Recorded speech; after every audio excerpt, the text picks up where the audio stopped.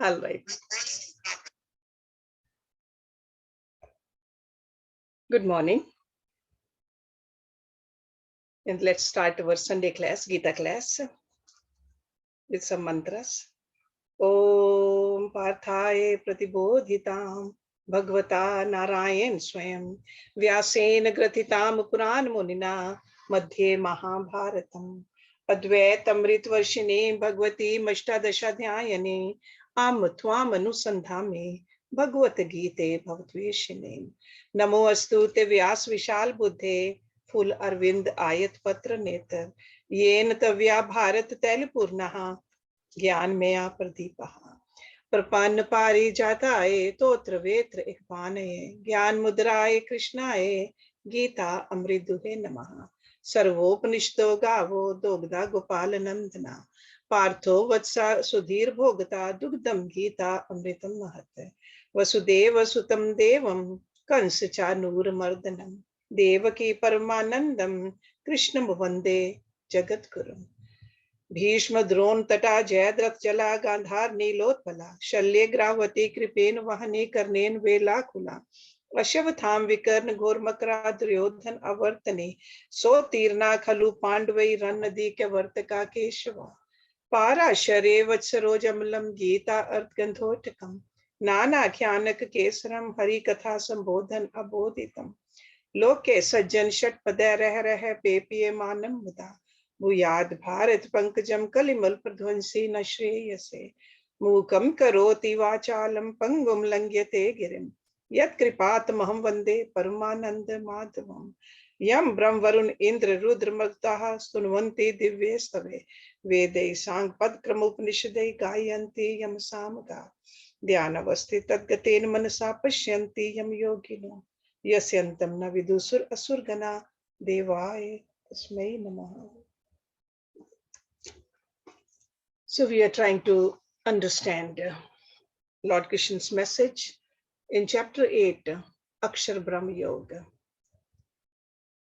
And last week's class, we ended with verse number 14, where Lord Krishna is saying that I am easily attainable by that ever steadfast yogi who constantly remembers me. Daily. Not thinking of anything else, O Partha. So Lord Krishna is saying that it's easy to attain Godhood. However, the condition is ananya. Ananya means no other, only God. Ananya. Ananya cheta satatamya. So who is ever steadfast in the life divine and remembers me daily with a mind fully in control, not with a confused mind, not with a dissipated mind. To him, he says, I'm very easily attainable. So in this verse, he is again summarizing what he has been saying previously, with a very direct language and very emphatic statement also. So ever steadfast meditator is one who does not allow his mind to just roam around in the Maya towards the sensuality, towards this and that. So this is we have to do. This is called sadhana. So as a seeker, as a sadhak, as a bhagat, we got to maintain this constancy and the continuity all through the day, daily, never forgetting God. So that's why he says, to such an individual, I am easily attainable. So this is a very positive assertion, very important significance over here.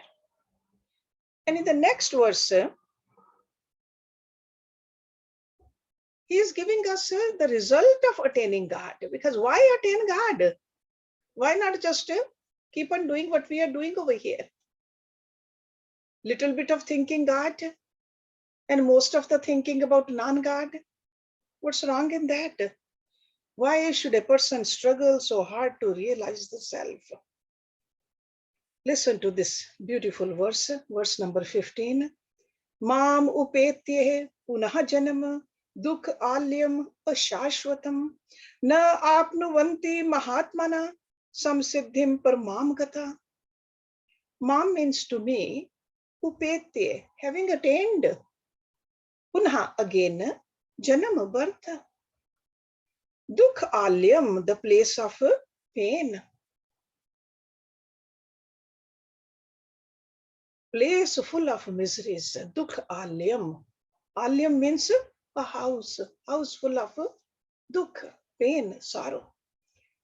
Ashashvatam, temporary, non-eternal. Na means not, apnuvanti, attain or get. Mahatmana, or the great souls. Some siddhim, to perfection. Paramam, highest. Gata, having reached or achieved. Having attained me. These great souls do not again take birth, which is the house of pain and is non-eternal. They having reached the highest perfection, which is moksha. So that means if we do what he's telling us to do, we will attain the goal of our life. Otherwise, we come back here again and again, and it is temporary. Nobody can say that I'm going to just live here forever. We can't. No matter how vegan food or organic food or exercise or any kind of medicines or the vitamins we take, we cannot live here forever in this body. It is temporary. Ashashvatam. And there are a lot of pains also. We often talk about birth is a pain. It's very painful. Growth is painful. Then while we are growing, there always, constantly we are worried. This disease, that disease. Some diseases we catch from outside and most of them are growing inside. Then old age is no fun. And then death, full of pain, dukh alyam. So when philosophically we think about it, rebirth is the starting point of all pains and imperfections. Do we want to start it all over again? Or do we want to just follow the suggestion which Lord Krishna gave in the previous verse, that if you think about me all the time, God all the time, you will attain me. It's very easy. He said it's easy, but we have to do that though. If you study the Upanishads or the Vedas, or if you look at the history of the thought in the Upanishads, those rishis, they talked about the goal of life as amritvam first, the state of deathlessness. Long life, we won't die. But later on, they realized that no, this is temporary, no matter how long we live. So that's why later on in the Upanishads, the goal became na punarjanam. No rebirth. I don't want to come here again. Long life is okay, but the long life, I want to devote it so that I don't come back here again.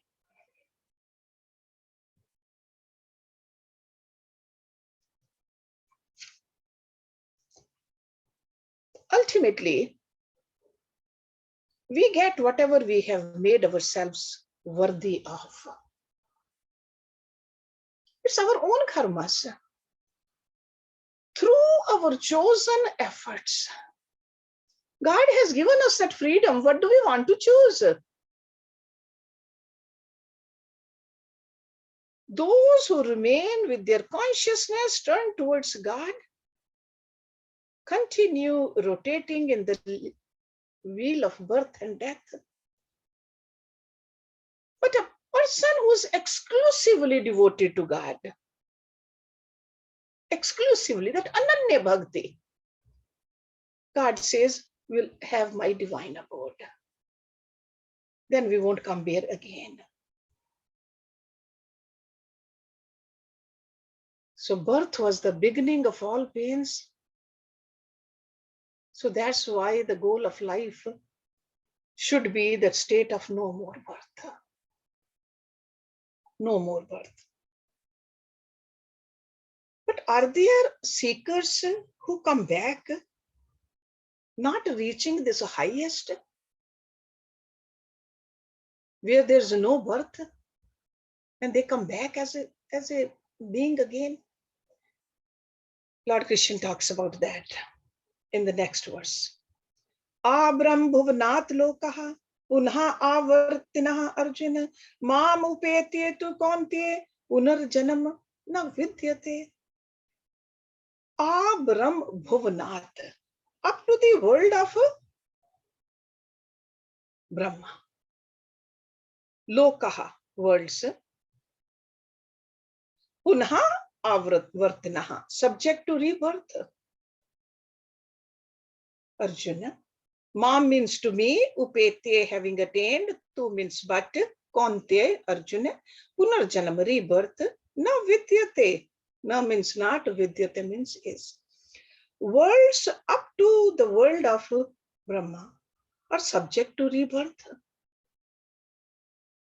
O Arjun, but he who reaches me has no rebirth. This is the technique which Lord Krishna employed several times in Bhagavad Gita. So like contradictory factors put in opposition to each other. So if you do this, you will get this. If you don't do, you will get this. So you will attain me if you do what I'm telling you. But otherwise, there is several other worlds. According to our karmas, we can go there.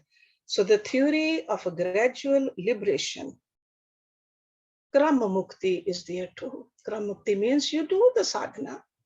You are doing the ritualistic portion of the sadhana. You are sure doing upasana also. And you can sure move up and up and up. But he says those are all a cycle of the creation. Vedic scriptures, they talk about 7 levels of heavens. So according to your karmas, you can go to any level of heaven. They even gave the name Tal, Atal, Vital, Sutal, Talatal, Rasatal, and Patal. These are the lower. It's like a hellish. So 7 down and 7 up. So 14 regions and 7 heavenly abodes.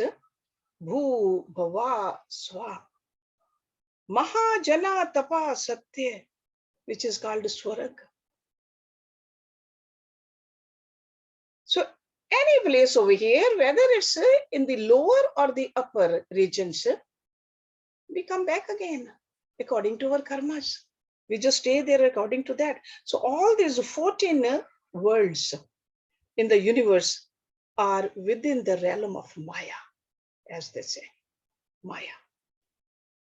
And their residents are subject to the cycle of birth and death. In the Puranas, there are countless stories about this, where they describe, even though the Indra lives a long time, but not forever. Other devatas also. But if we reach, Lord Krishna says, if you reach me, you don't have to come back again.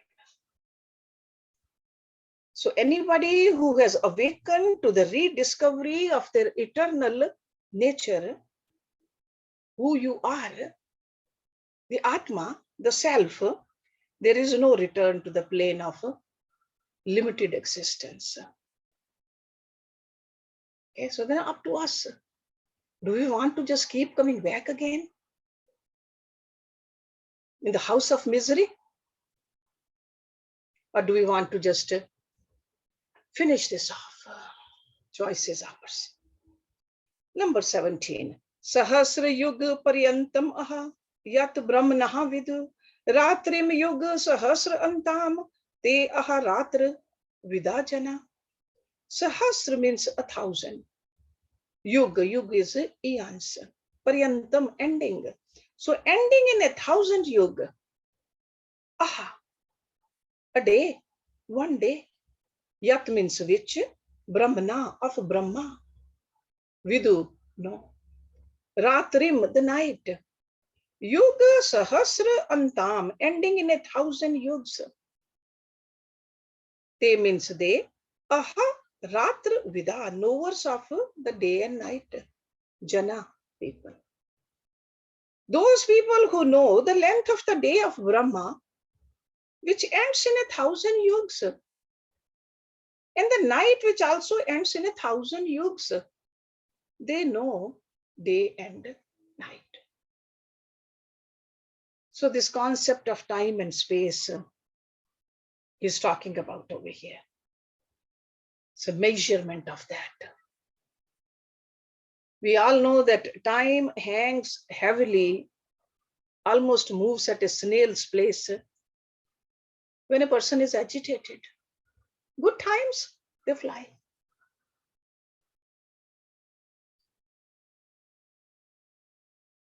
In a single given experience, there is a one perception of time, just as there is no concept of distance when there is only one point. So it's like a two dots, that is time. So our day and night and divine day and night, they are different. 4 yugs. 4 yugs means when you look at the Satyug, Treta, Dwapar, and Kali Yuga, all 4 together. 4 yugs is one Chaturyugi. Okay, Chatur means 4. 1,000 Chaturyugis, that's one day of a Brahma. And then 1,000 Chaturyugis, one night of Brahma. So 2,000 Chaturyugis is one day of Brahma. So 2,000 times 365 is 1 year of Brahma.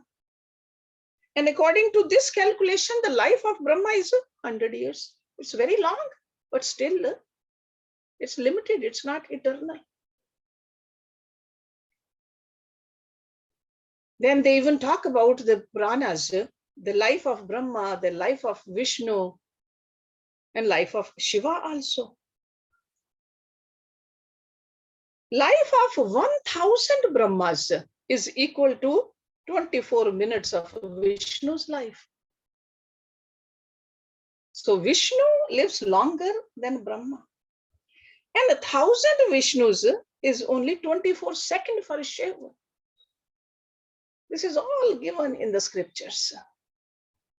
But we have to remember, sometimes we think that no, it doesn't make sense to us.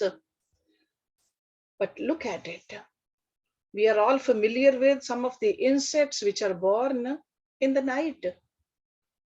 They grow up during the night, procreate, lay eggs, grow old, all in one night. They have done that. Their lifespan is only part of the night. In the morning, you see them dead under the street light. If these insects were told that their entire lifespan was only one night of human beings, they will find it unbelievable. Okay. So the same way, it is unbelievable for us that Brahma and the Vishnus and the Shiva, they live that long.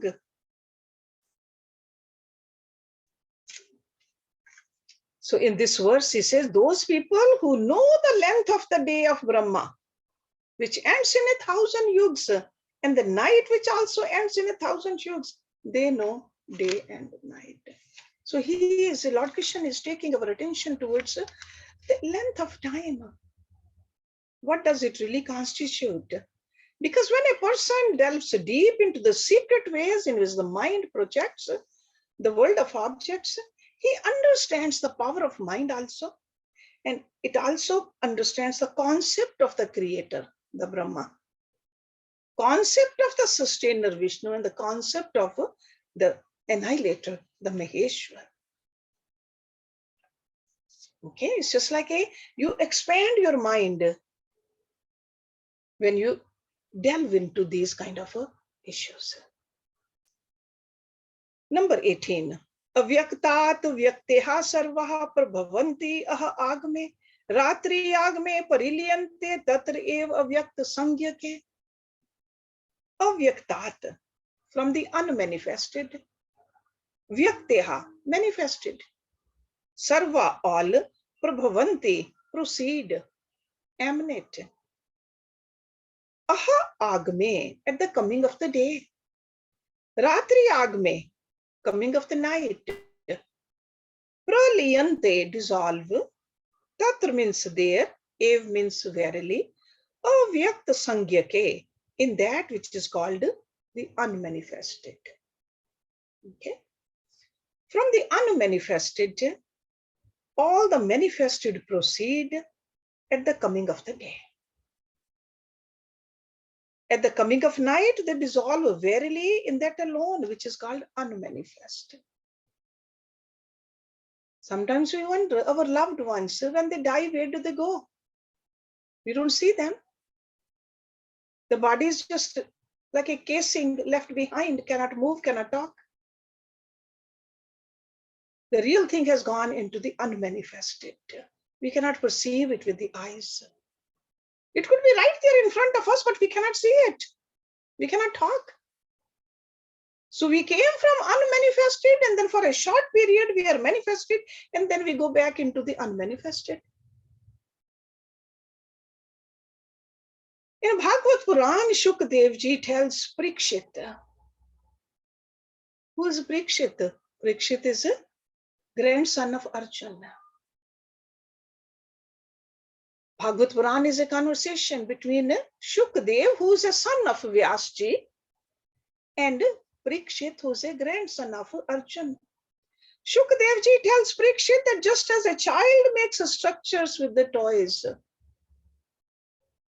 it could be the blocks, it could be the Legos, it could be the sand, it could be the wooden blocks. So just as a child makes structures with toys during the day and dismantles them before sleeping, similarly, Brahma creates the planetary systems and their life forms when he wakes up and dismantles them before sleeping. That's what's happening. If we stay attached to this Prakriti, we just keep on coming into the manifested life and then going into the unmanifested and coming back again and going back again. But if we want to finish this journey, if we don't want to come back to this, coming back here and going through the miseries and the pains, we got to listen to Lord Krishna, think about him all the time, constantly, Ananya Bhakti. He says, you can come to me. Choice is ours. This choice is always there for all of us. Then continuation of this verse 18 is verse number 19. Bhut gramaha sa ev ayam bhutva bhutva paraliyate ratri agme avashapartha prabhavati agme. Bhut gramaha, multiple of beings. Sa means that, ev means verily, ayam this, bhutva, being born again, bhutva bhutva, again and again. Praliyate dissolves. Ratri agme, at the coming of night. Avshaha, helpless. Parth, Prabhavati, become manifest, comes forth. Aha agme, at the coming of the day. The same multiple of beings are being born again and again and are dissolved into the unmanifest helplessly. O Parth, at the coming of night, and they come forth again at the coming of the day. So these two verses, number 18 and 19, they explain that how the Creator employs himself during his day, which is 1,000 eons long, and during his night, which is also equally long. That the Creator creates during the day the entire created world. And when the night approaches, everything merges into the unmanifest. That means unmanifest means that is not a mukti. That's not a moksha. That doesn't mean that we have gotten absorbed into the Brahma. That really means we have become unmanifested. It's almost like every night we sleep. When we are sleeping, we are disconnected from this wakeful state. When we get up, everything is still there. So unmanifested to the manifested, then unmanifested again. So all those vasanas, they go with us in the unmanifested also. So to dissolve the vasanas, to get rid of them, to roast the seeds, is when we are awake. So this is what he's trying to tell us. Creation is but a crystallization of the unmanifest dormant names, forms, and qualities into their manifest forms of existence. So the way we are living, when we die, when we are sleeping, again, all those vasanas are with us. Anyone living as he does on any given day is a product of the numerous yesterdays. Numerous yesterdays are putting the impressions into our mind. All those, the way we have used our intellect, the way we have used our body, the way we have used our mind, the way we have put our emotional feelings, all that is in our vasanas. So that's how there's a consistency. Change we need to make while we are in the manifested form. So over here, basically, he's talking about the Srishti, Sthiti, and Pralya. Creation, preservation, and dissolution. Panch Mahabhut, they just merge into Panch Tanmatra. The Panch Tanmatra, they just merge into the Ahankar, Ahankar into the Mahat, and Mahat merges into Prakriti. The Mool Prakriti. Prakriti in its very subtle form. The material energy, which is Maya. Maya in its primordial state then goes and sits in the body of Supreme Lord, Mahavishnu. When it's unmanifested, that's called a Prakrit Pralaya. Again, when Lord wishes to create, he glances at the Maya, and by his mere glance, he doesn't have to do anything, mere glance, everything starts to unfold. So that's why Lord Krishna is saying the very same multitude of beings, that means the very same bundles of thought impressions in those chits. Because we are what? We are nothing other than the thoughts that we have accumulated. Thoughts. A man is as the thoughts are. Our thoughts are making us or breaking us. So a person arrive at different fields of activity and states of consciousness in order to exhaust those thoughts, those vasanas. And when he says avshaha, in spite of himself, that's a very powerful expression,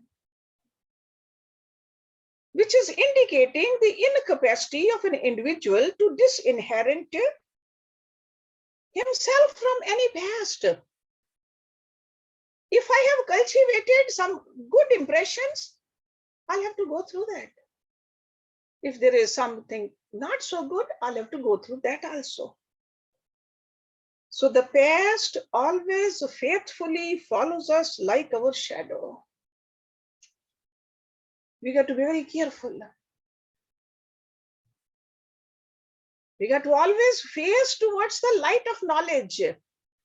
Never have the back towards the light of knowledge. No teacher can or shall ever teach his disciples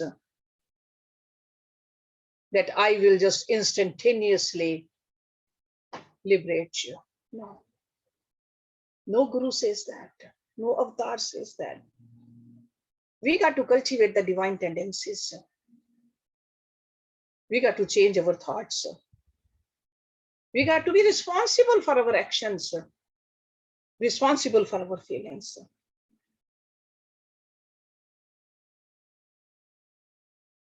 And upon what permanent platform does the unmanifest comes to play? Because if everything is temporary, there has to be something permanent. What is that permanent? There has to be something permanent. He says, Parahatasmat tu bhava anye. This is verse number 20. Paratasmat tu bhava anye. Avyakta avyaktat sanatanaha. Yasa sarveshu bhuteshu. Nashyatsu na vinashyati. Para, higher, transcendental. Tasmat, than that. Tu means but. Bhavaha, existence, creation. Anya, another. Avyaktaha, unmanifested. Avyaktat, then the unmanifested. Sanatana, eternal. Ya means who, sa means that. Sarveshu, in all. Bhuteshu, beings. Nashyatsu, cease to exist or when destroyed. Nashogya. Na means not. Vinashyati is destroyed. So Lord Krishna is saying, but verily there exists higher than that unmanifest. Because first he was talking about manifested, unmanifested, going back and forth. Then there's a higher than that unmanifest, another unmanifested, which is eternal. Okay, so first two are temporary, going back and forth, but then there is something which is another unmanifested, which is eternal, which is not destroyed when all beings are destroyed.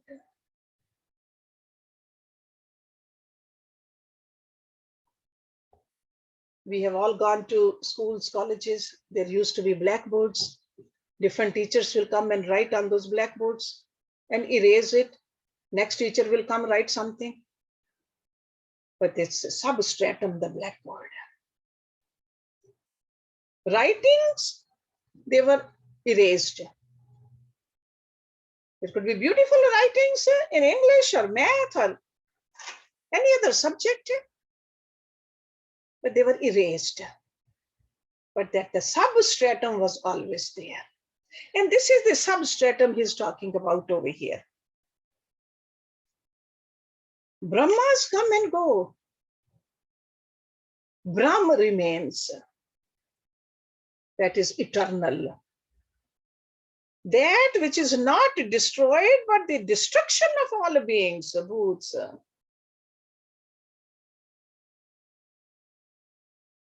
The principle of the pure consciousness he's talking about. changeless substratum. Beyond the unmanifest, there is other eternal existence, the unmanifested. See, the unmanifest, or the vasanas, if you want to call about it, vasanas are unmanifest, are the seeds of the manifest. And they constitute what Vedas called it, or the yogic scriptures called it, avidya, ignorance. Ignorance can be only of an existent thing. I cannot be ignorant of my tail because I don't have it. There's no tail. You don't have a tail, you cannot be ignorant of the tail. So existence of some positive factor called the truth, the self, or even the blackboard, which we are talking about in this example, it's like a permanent, changeless substratum. We are ignorant about it. So we are ignorant about the self. It does exist, but we are ignorant about it. So the ignorance of the real nature of this eternal factor is called avidya. So this is what Lord Krishna is bringing our mind towards. The eternal, the highest, which does not change, that's who you are. And that's the goal of life too. To not just to have a theoretical knowledge, but experiential knowledge also.